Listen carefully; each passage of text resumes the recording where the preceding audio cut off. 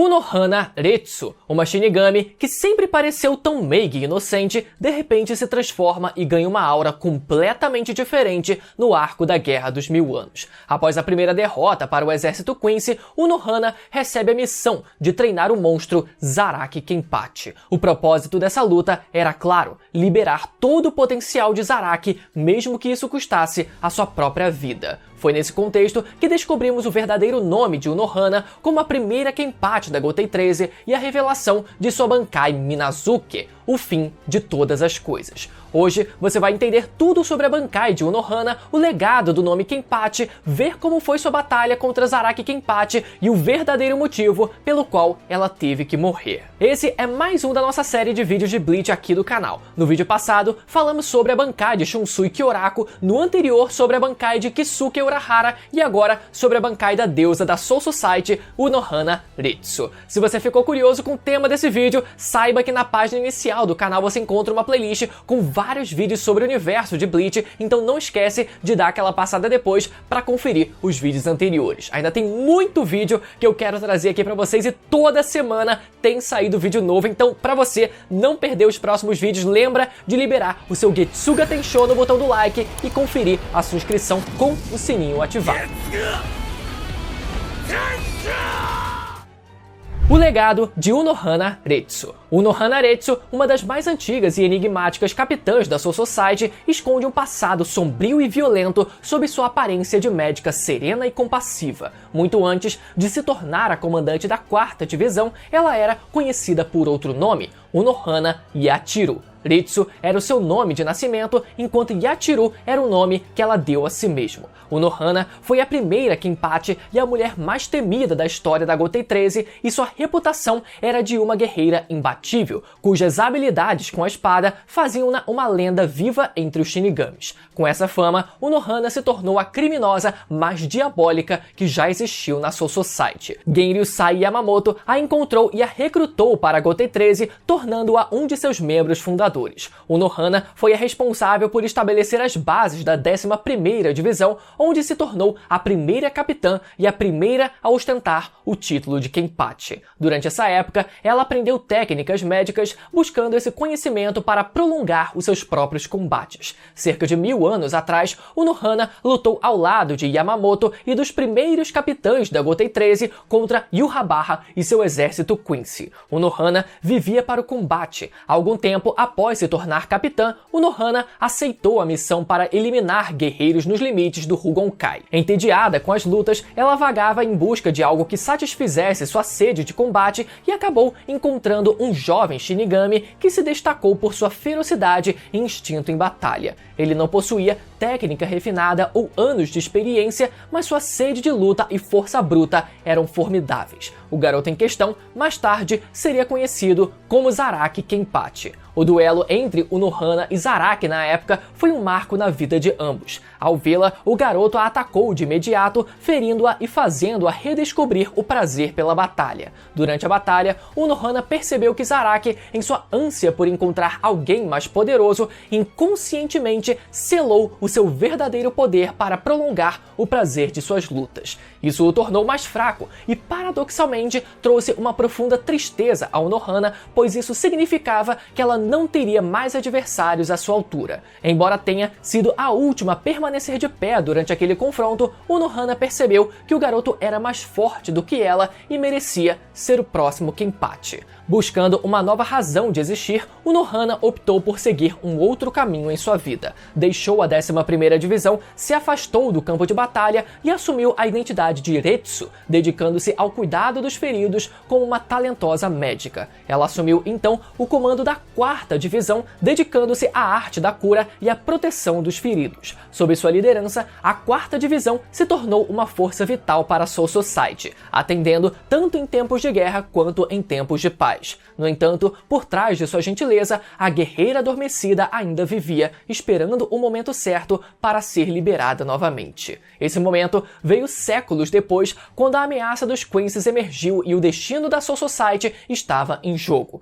O novo capitão-comandante Shunsui Kyoraku decidiu que era hora de Zaraki liberar seu potencial máximo e para isso, somente Unohana, a primeira Kenpachi, poderia treiná-lo. O treinamento era simples, um combate até a morte, no qual Zaraki teria que superar seus limites e derrotar Unohana, mesmo que isso custasse a sua própria vida. O prólogo da batalha e o nome Kenpachi. A Bankai de Unohana finalmente nos é revelada durante sua batalha contra Zaraki Kenpachi. Sobre o contexto dessa luta, após a primeira derrota para os Quincy's, o novo capitão-comandante da Gotei 13, Shunsui Kyoraku, tomou diversas medidas para lidar com a crise que tomava conta da Soul Society. Uma dessas medidas foi convocar a capitã da 4ª Divisão, Unohana Aretsu. Porém, ao chegar na sala do novo comandante, Unohana é recebida por ele pelo nome de Kenpachi. Nos é revelado, então, que Unohana foi a primeira capitã da 11ª Divisão da Gotei 13 e a primeira a possuir o título de Kenpachi, sendo esse um dos maiores plot twists de toda a série. Uma mulher que sempre transmitiu um ar de pureza e inocência, escondia lá no fundo uma fera sedenta por sangue. O objetivo de Shunsui era fazer com que Unohana treinasse o monstro Zaraki Kenpachi a fim de extrair o máximo de seu potencial. Porém, existia um impasse nesse treinamento. Apenas um dos dois poderia sair vivo. Acontece que, dentro da 1ª divisão, existia uma regra absoluta, em que só é possível existir um único Kenpachi a cada geração, significando que o predecessor do título precisa morrer para que o seu sucessor possa assumir esse título. O problema é que, se Unohana foi a primeira Kenpachi e existe uma regra dentro da 11ª divisão que diz que só é possível existir um único Kenpachi a cada geração, o que explicaria Unohana não ter sido morta pelo Kenpachi da 2ª geração, aquele que assumiu o comando da 11ª divisão no lugar dela própria. Ou seja, apesar de haver um total de 11 detentores do nome Kenpachi ao longo da história, nos é revelado que a primeira Kenpachi nunca foi morta em um duelo até a sua batalha contra o 11º Kenpachi, colocando em questão a legitimidade do 2º ao 10º detentor desse nome. Será que isso foi só uma desculpa furada do autor para eliminar a Unohana e deixar o Zaraki ainda mais poderoso? Eu acredito que sim. Principalmente porque o motivo para isso nunca foi devidamente explicado no mangá e eu não consigo perdoar o Kubo até hoje por ter descartado a Unohana daquela forma, justamente quando ela recebe um destaque como aquele. Porém, ainda é possível a gente chegar numa resposta para essa pergunta. Ao mesmo tempo em que descobrimos que Unohana foi a primeira Kenpachi, fundadora da 11ª Divisão da Gotei 13, também ficamos sabendo que em algum momento após o seu encontro com Zaraki lá no início, ela decidiu se desligar da 11ª Divisão, consequentemente abandonando o sobrenome Kenpachi. Isso sugere que o 2º Kenpachi apenas assumiu o lugar da Unohana sem a necessidade de enfrentá-la num duelo, assim como ela própria não precisou enfrentar ninguém ao assumir a fundação da divisão. Claro que isso tira parte do mérito do 2º Kenpachi em assumir a liderança da divisão sem sabermos se ele teria condições de derrotar e matar a Unohana em um duelo direto, mas pelo menos ele deve ter assumido o título sabendo que seria desafiado por outro membro de sua divisão no futuro próximo. Ou ainda, vale a gente se questionar se essa regra exclusiva da 11ª Divisão sequer foi criada durante a liderança da Unohana ou foi uma regra criada a partir das gerações seguintes. Então, apesar de existir uma lacuna sem uma explicação sobre esse legado do nome Kenpachi, é possível a gente chegar em algumas respostas possíveis, bastante plausíveis, inclusive, com as informações que a gente já tem. Já um segundo questionamento sobre o legado do título de Kenpachi é que o Zaraki sempre foi referenciado na história como Zaraki Kenpachi, isso muito antes de sua luta contra a Unohana na saga final de Bleach. Para isso, a gente poderia assumir que o Zaraki passou a carregar o nome Kenpachi a partir do momento em que ele se tornou o capitão da 11ª Divisão, mas esse nome só foi legitimado de verdade após a sua vitória sobre a Unohana na saga final de Bleach. As informações se encaixam, mas seria bom se isso tudo tivesse sido sido, passado pra gente de forma mais clara na história. Unohana Aretsu versus Zaraki Kenpachi e a Bankai Minazuki. A batalha entre Unohana e Zaraki foi um confronto carregado de desejos enraizados e cicatrizes do passado. Quando os dois Kenpachi se encontraram frente a frente, o ambiente parecia congelar de tensão. O olhar sereno e ao mesmo tempo intimidante de Unohana contrastava com a fúria latente de Zaraki, que sempre buscava um oponente capaz de empurrá-lo além de seus limites. O propósito dessa luta era claro: libertar todo o potencial de Zaraki e, ao fazê-lo, levá-lo ao verdadeiro ápice de seu poder, mesmo que custasse a vida de um dos dois. A luta finalmente começa. Para Zaraki, cada corte e cada dor eram um lembrete do desafio que ele sempre desejou. Para Unohana, era um retorno às suas raízes como a primeira Kenpachi e a chance de passar seu legado da forma mais brutal e honrada possível. Unohana demonstra um domínio da espada como ninguém, perfurando Zaraki inúmeras vezes a ponto de deixá-lo à beira da morte. Porém, Unohana também é uma mestre em habilidades de cura. Ela foi treinada por ninguém menos que Tenjiro Kirindi, membro da Divisão Zero. Como dito antes, Unohana se dedicou a aprender a arte da cura a fim de prolongar as suas batalhas e dessa vez não foi diferente. Deixando Zaraki à beira da morte incontáveis vezes, Unohana o curou todas essas vezes a fim de forçar Zaraki ao seu ápice. A cada momento de desespero e quase morte, Zaraki se encontrava ainda mais vivo, mais consciente do prazer da luta, a mesma sensação que ele experimentou ao lutar contra ela quando era apenas um garoto décadas atrás. Zaraki, por sua vez, ria enquanto recebia e revidava aqueles golpes. Ele reconhecia Unohana não apenas como uma mestra da cura, mas como a guerreira sanguinária que ela realmente era. Em meio àqueles golpes, flashes de memória se misturavam aos estalos de aço. Ele se lembrava da única vez em que fora derrotado, da mulher que o fez sentir medo e excitação ao mesmo tempo, do momento em que ele instintivamente selou parte de sua força para prolongar a sua luta. E agora ela estava ali, na sua frente, para desfazer essa limitação. Zaraki, forçado a confrontar seus medos e limitações, começava a emergir como verdadeiro Kenpachi, despertando uma força tão destrutiva quanto letal. Era isso que Unohana desejava, e ao perceber que sua missão estava próxima de se completar, ela intensificou os ataques. Aquelas seguintes palavras mudariam tudo a partir daquele momento: Bankai Minazuki. A Bankai de Unohana, chamada Minazuki, sempre foi um caso peculiar. Primeiro de tudo, o seu nome é o mesmo de sua Shikai, também chamada de Minazuki, porém com kanjis diferentes. Enquanto sua Shikai significava desfiladeiro de gotas de carne, sua Bankai significa o fim de todas as coisas. Desde sua primeira aparição lá no capítulo 526 do mangá, não tivemos nenhuma ideia do que ela realmente podia fazer.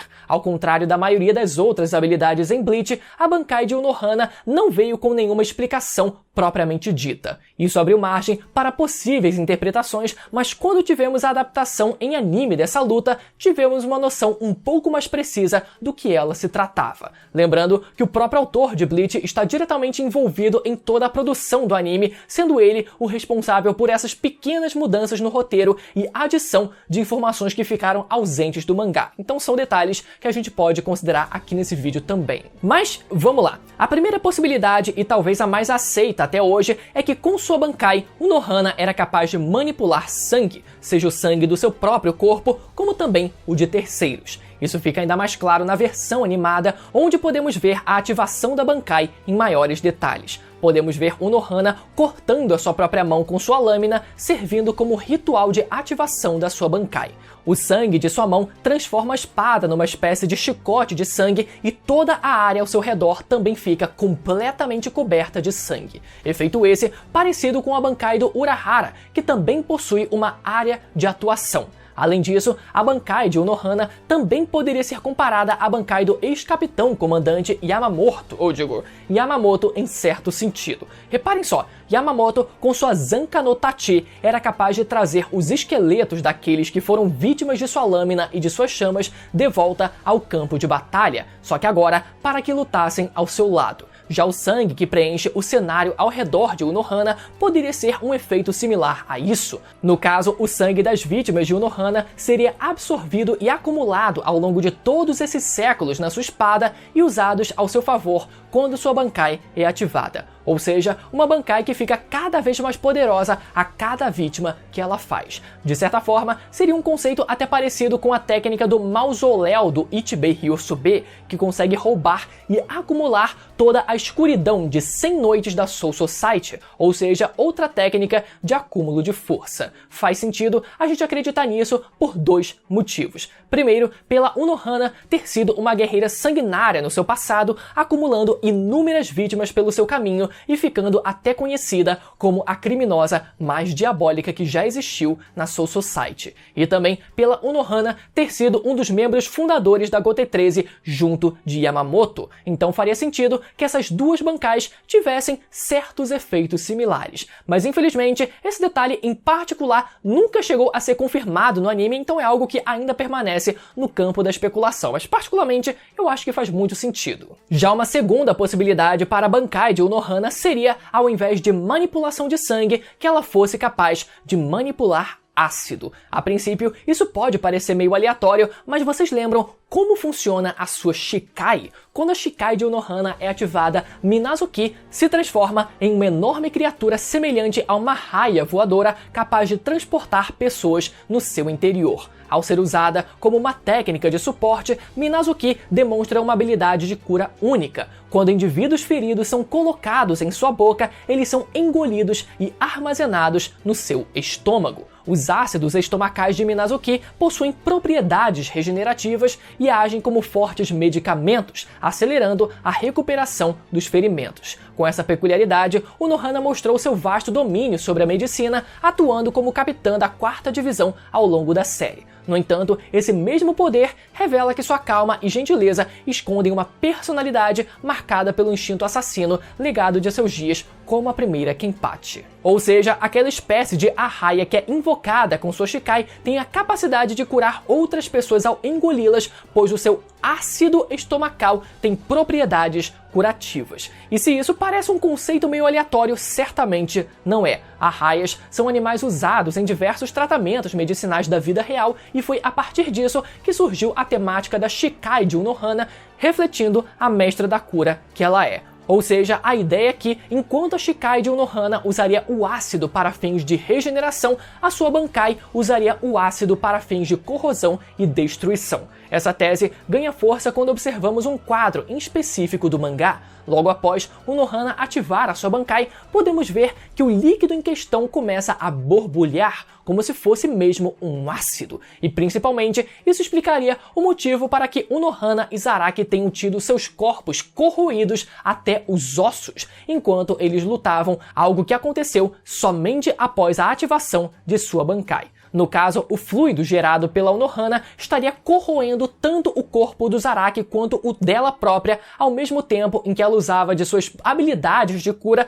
para fazer com que eles dois se regenerassem e continuassem lutando. Essa cena em que os dois se tornam esqueletos sempre foi algo que deixou a gente confuso se aquilo se tratava de algo literal ou apenas algo metafórico. E nessa tese, a interpretação é que isso teria acontecido, sim, de forma literal. Uma ideia totalmente válida seguindo o que vimos no mangá, mas quando observamos a batalha no anime, faz mais sentido a gente crer na primeira possibilidade. Podemos ver a Unohana claramente cortando sua própria mão como forma de ativação da Bankai, a coloração avermelhada que reforça a ideia de se tratar realmente de sangue, e quanto às aparências de esqueleto da Unohana e do Zaraki, a gente pode assumir que seja só uma forma de representar o limiar entre a vida e a morte que aqueles dois se colocaram ao decidir lutar um contra o outro. Basicamente, uma cena metafórica. Em resumo, a Bankai de Unohana controla o sangue e é ativada com o sacrifício do seu próprio sangue ao segurar sua lâmina com tanta força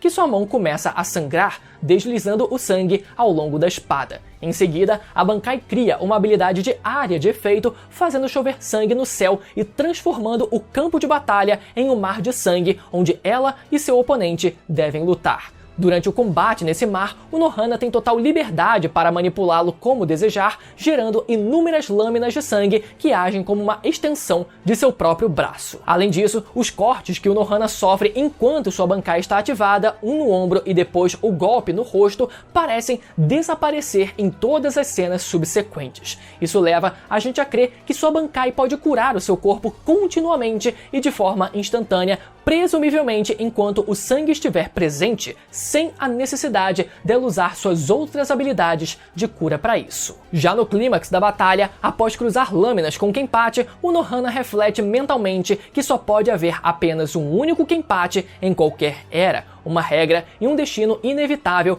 para os mais fortes, concluindo que o mais forte não pode mais brandir a sua espada por si mesmo. Ao encontrar o próximo mais forte, o Nohana se afasta de Kenpachi e relembra sua vitória sobre ele em sua primeira batalha, momento em que percebeu que ele era digno de carregar o título de Kenpachi. Em seguida, ela se despede do único homem que trouxe alegria ao seu mundo, enquanto Kenpachi a atravessa com sua Zanpakuto. Quando Minazuki desaparece, o Nohana elogia o desempenho de Kenpachi e declara que a batalha terminou, deixando cair sua Zanpakuto, o que faz Kenpachi jogar sua própria lâmina no chão. Segurando uma Unohana desfalecida enquanto o sangue escorre de suas costas, Kenpachi, se recusando a acreditar em sua morte, implora desesperadamente para que ela fique, pois deseja continuar lutando com ela. Sorrindo, Unohana o chama de infantil por chorar, afirmando que ele não corre o risco de voltar aos dias em que não tinha ninguém para lutar, já que agora possui inimigos, companheiros com quem pode cruzar lâminas de igual para igual e um parceiro que acaba de despertar. Serenamente, ela conclui que não tem mais nada, pois passou tudo para ele.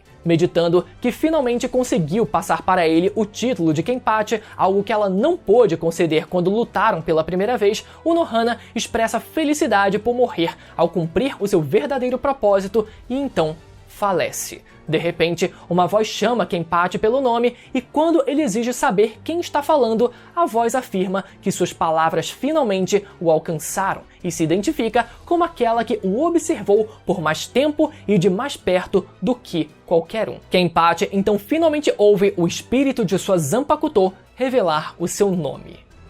Galera, eu queria muito que todo o contexto dessa batalha tivesse sido trabalhado com um pouco mais de calma, dando pra gente as devidas explicações para que a gente ficasse mais convencido da passagem do título de Kenpachi e a necessidade da morte da Unohana. Uma personagem que, até aquele momento, sempre pareceu tão inocente e meiga como eu falei ao longo do vídeo, de repente se transformando e ganhando uma aura completamente diferente e que fez a gente se apegar a ela num período extremamente curto de tempo. De qualquer forma, Unohana recebeu um backstory interessante e uma Bankai com uma temática que combinasse com sua personalidade e que, apesar de simples, causou um impacto muito grande na gente como leitor. E assim, terminamos o nosso vídeo completaço sobre a Bankai de Unohana Ritsu. Se você ficou até o final, gostou desse vídeo e ainda não for inscrito, lembra mais uma vez de deixar aquele like, conferir a sua inscrição para não perder os próximos vídeos que eu tô preparando para vocês. E agora, se você quer saber mais sobre a Bankai do monstro Zaraki Kenpachi e o segredo do seu verdadeiro nome, não esquece de conferir a playlist de Bleach que vai aparecer na tela para vocês assistirem os vídeos anteriores, beleza? Vai aparecer desse lado aqui. Até a próxima, tchau!